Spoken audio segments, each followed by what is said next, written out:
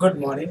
कल के दिन हमने देखा कि निफ्टी जो ट्रेड किए पूरे दिन एक्चुअली में वो 5606 से 5808 के बीच में थे, और हमने देखा कि ऑलमोस्ट 5 घंटों तक निफ्टी ने कंसोलिडेट किया, वो 5606 से 5632 के लेवल में किया।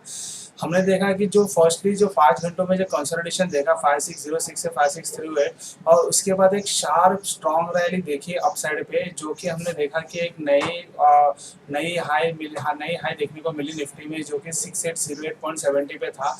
बट जब निफ्टी ट्रेड कर रहा था 6720.20 के ऊपर, तभी एक इंडिकेशंस मिल रहे थे कि यहाँ से निफ्टी एक स्ट्रॉन्ग रैली देगा और एक नए हाई की तरफ बढ़ते जाएगा। और हमने कल देखा भी कि निफ्टी ने 6808.70 का निफ्टी का हाई लगाया।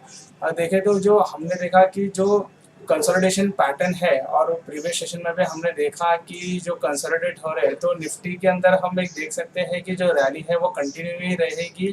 पर वो जो रैली रहेगी वो 6776 के ऊपर अगर निफ्टी अपने आप को कंसोलिडेट करता है, तो रैली कंटिन्यू रहेगी एक कमिंग सेशनों में। हम देख रहे हैं कि निफ्टी के अंदर जितने भी ट्रेंड्स है वो सब अप ही है, बट जो short term very very short term जो है वो करेक्शन ड्यू है।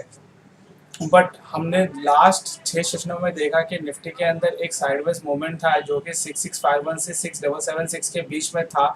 और ये जो रेंज था वो फोर्सफुली कल ब्रोकआउट हो गया, और ऑलमोस्ट जो 5 घंटों में हमने जो देखा कंसोलिडेशन, उसका नतीजा ये था कि हमने वहाँ से 70 पॉइंट निफ्टी का ऑलमोस्ट एक अपसाइड रैली देखा। और ये जो रैली है वो कंटिन्यू रहेगी आने वाले सेशनों में भी।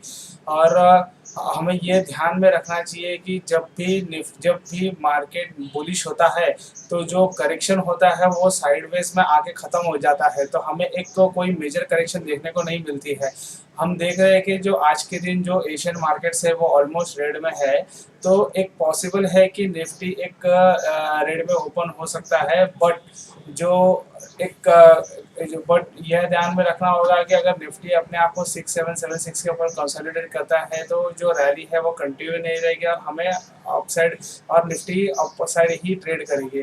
और हमने देखा इंडियन जो मार्केट है वो टोटली बुलिश है, और हमने बोला कि जैसे कि जो कंप्लीट सेलिंग पैटर्न हमें कहीं भी विजिबल नहीं होता है, क्योंकि जो कंप्लीट सेलिंग जो होता है वो एक साइडवेज मार्केट में निकल जाता है।